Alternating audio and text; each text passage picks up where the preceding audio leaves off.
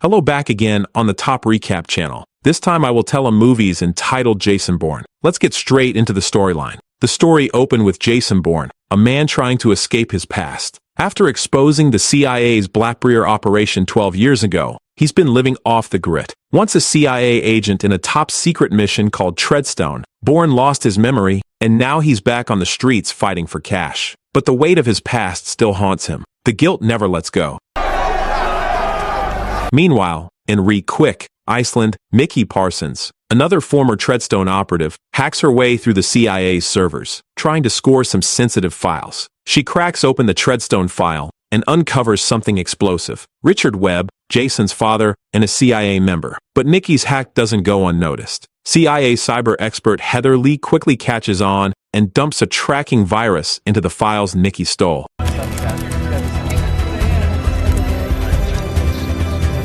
We have a major breach of our classified mainframe. Drop everything you're doing. Get on it right now. Off of there.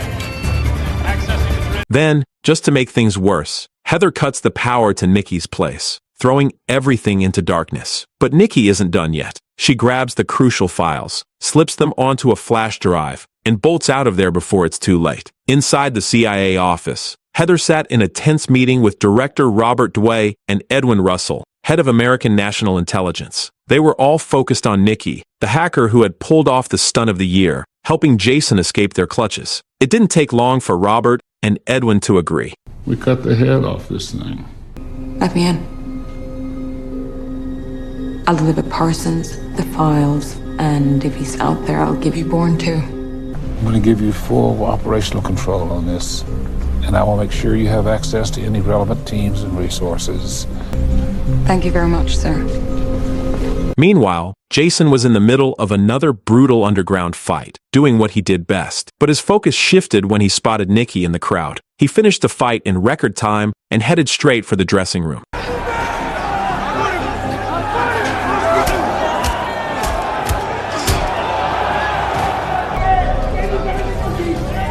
There he found a message from Nikki. "Meet me at the town square. Protesters are your cover." Jason's pulse quickened as he made his way to the protest. He scanned the crowd searching for Nikki. But as he approached, things weren't exactly quiet on the other side. Heather's team was already hot on Nikki's trail, and she wasn't the only one. Robert had sent in the asset, a deadly agent trained to take out anyone in the way. After a little while, Jason pushed through the chaos of protesters, finally catching up to Nikki. She dropped a bombshell. She'd hacked into the CIA system and uncovered that Jason's dad was part of the team that founded the Treadstone operation. But the CIA was closing in, so Jason quickly told her to split up. You need to read those files.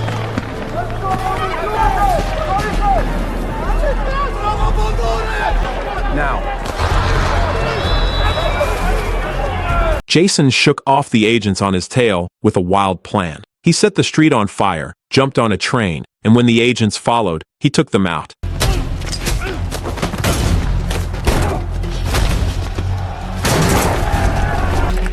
Sir, Alpha Team comms are down. Lost him, sir. He's taking him out. But then the asset showed up, and the stakes skyrocketed.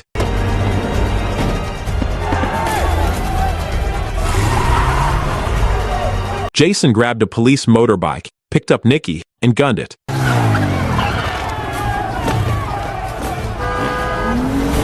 The asset wasn't far behind. With Heather guiding him, he tracked them through the chaos of Molotov cocktails flying everywhere, but he lost control and crashed into a building.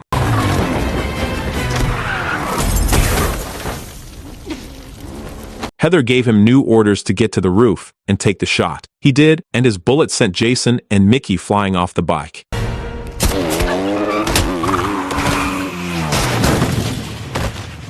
Jason tried to save her, but the asset shot Nikki. She died in his arms, but not before tossing him a key.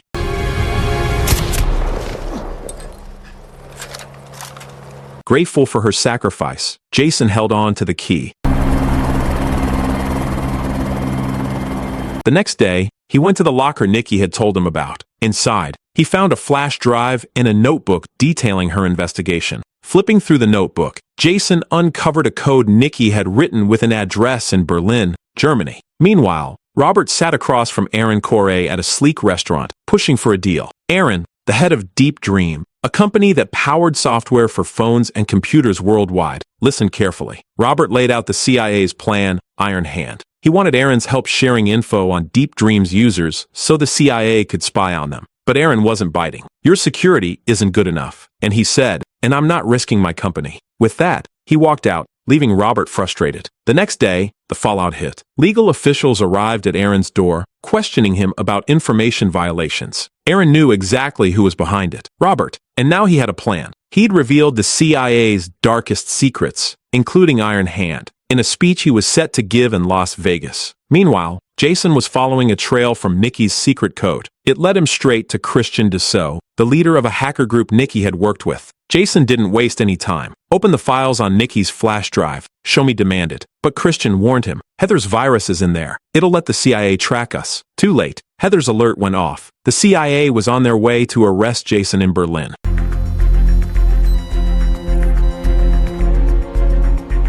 Christian attempted to convince Jason to share everything on the flash drive with the American public, hoping to expose the CIA.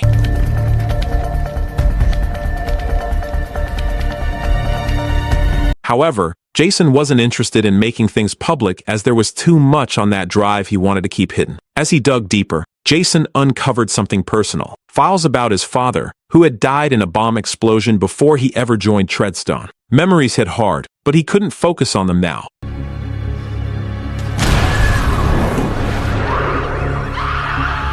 Christian wasn't backing down. He lunged for the flash drive. Jason fought back, knocking Christian out cold.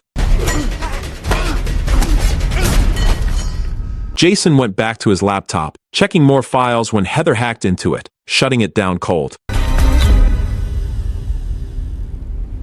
She quickly informed Robert that she'd wiped everything Jason had accessed. Robert called Jason, pretending to stall for time as the CIA team closed in. Heather, in a low voice, warned Jason. A CIA team was just 2 minutes away. Jason, your dad was a patriot. He could see the threats that America was facing, and like you, he would not want to see you harm the agency. You have to stop this. Without hesitation, Jason bolted, making sure they couldn't catch him. Later, Robert, Edwin, and Heather sat down for another briefing about the operation. Heather made a bold request. Don't kill Jason. She had a plan to get him back on their side. Edwin seemed intrigued, but Robert, still uneasy, knew he couldn't argue with Edwin's higher rank. Bring Bourne in, or tie it off. This ends now. Thank you, sir.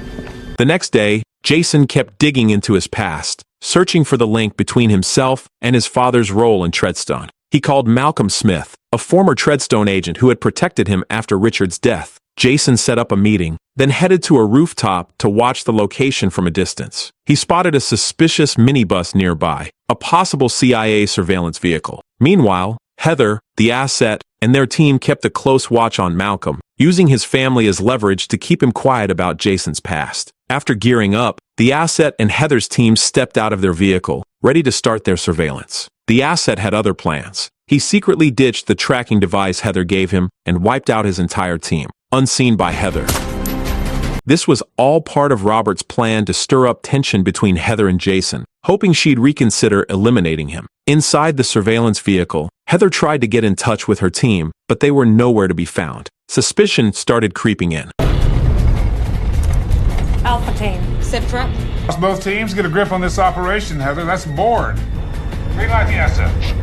Meanwhile, the asset was already on the move, heading to a rooftop with a sniper rifle in hand. Jason, on his way to meet Malcolm, stopped by a building's electrical panel. He tampered with some cables leading to a cell phone. As he backed away, he accidentally dialed the number, triggering a fire alarm in the office area. Chaos erupted. People rushed to evacuate, thinking it was a real fire. The confusion gave Jason the perfect cover to slip past unnoticed and finally catch up with Malcolm. The crowded streets made it almost impossible for the asset to get a clear shot. Jason led Malcolm up to the rooftop, hoping to uncover the truth about his father's death and its connection to Treadstone. The last time I saw my father, why would he have you follow me? It doesn't make any sense. Why? Malcolm couldn't speak freely because he was secretly wired, listening to Robert's every word to protect his family. Think about your family's safety, Smith. You keep your mouth shut. The next bullet's in your head! Frustrated, Jason snapped and physically confronted Malcolm. What Jason didn't know was that the asset had already locked onto their location. After a brutal beating, Malcolm cracked and revealed the truth. Richard wasn't killed by terrorists. He was eliminated by the CIA. Richard had refused to let Jason join Treadstone, and they couldn't let that stand. Jason, believing the lies about his father's death, had already joined the operation. Hellbent on revenge. Desperate for answers, Jason demanded to know who killed his father. But before Malcolm could respond, the asset showed up. In that moment, everything clicked. The man standing in front of him wasn't just any agent. He was the same one Jason had seen at the explosion that took his father's life. The memories flooded back and Jason froze. Then a shot rang out. Both Jason and Malcolm were thrown from the rooftop. Jason barely managed to grab onto a table, but Malcolm wasn't so lucky. He didn't survive the fall. The asset came down to finish the job, but to his surprise, Jason wasn't dead. He'd regained consciousness and slipped away before the agent could even realize. Heather, frustrated and reeling from losing both her team and track of Jason, was caught off guard when Jason smashed the car window. Drive. As they sped away, Heather seeking her own revenge against the asset, and Robert decided it was time to reveal something big. She told Jason her boss was heading to Las Vegas for a speech with Aaron. Then, handing him her cell phone, she told him to stay updated on the CIA's next move. Meanwhile, Robert had already touched down in Las Vegas. His mission clear: eliminate Aaron. Word had spread from one of Aaron's colleagues that the head of Deep Dream was about to blow the lid off the CIA's Iron Hand operation. Robert knew he had to act fast. Doing it in public would ensure Aaron's plans were never exposed. Back in the city, Heather caught wind of Jason's arrival. She knew he was at risk of getting stopped at the airport thanks to the CIA's travel ban. Without hesitation, she erased his identity from the CIA database, ensuring he'd slipped through immigration undetected. Welcome home, sir. Thank you. As Aaron prepared for his big speech, everyone was in motion. The asset, suitcase in hand, readied himself to take Aaron out. Meanwhile, Jason blended in with the event staff, staying low as he grabbed a tracking device and a mini camera from a display. Quick as a flash, he slipped the tracker into Heather's pocket and whispered, "Get this to Robert." Shortly after that, Heather sensed something was off during Aaron's speech and immediately alerted Jason. He rushed into the room, scanning for trouble. As Aaron was about to expose a CIA scandal, Jason spotted movement behind the air vent. Quick on his feet, he switched the stage lights toward the ventilation, just in time to throw off the asset's aim. The shot grazed Aaron instead of landing a fatal blow. Chaos erupted. The asset about to flee shot down a security guard before bolting. Meanwhile, Robert, realizing Jason was onto him, made a quick getaway. Jason wasn't far behind because of the tracking device Heather had slipped into Robert's jacket. It only took a second for Jason to pinpoint his location. Robert was heading upstairs. Jason neutralized one of his bodyguards and took the elevator, walking it out to keep the others from following. When Jason reached the CIA director's office, he confronted Robert about his past and Richard's death. Just as the conversation heated up, a bodyguard appeared through the emergency stairs. Jason took him out in a flash. Heather arrived right on cue, ending Robert's life without a word. Jason turned on his heel, intent on finding the asset and avenging his father. The chase was on. The asset stole a SWAT vehicle parked outside, but Jason was right behind him. The asset, now on the run from both Jason and the police, collided with another car, sparking a massive traffic jam. After losing Jason in a high-speed chase, the asset dove into a tunnel, hoping to shake him off. But Jason wasn't far behind. The two clashed in an intense battle, and for a moment, it seemed like the asset had the upper hand. But Jason flipped the script, taking down the man who'd killed Richard.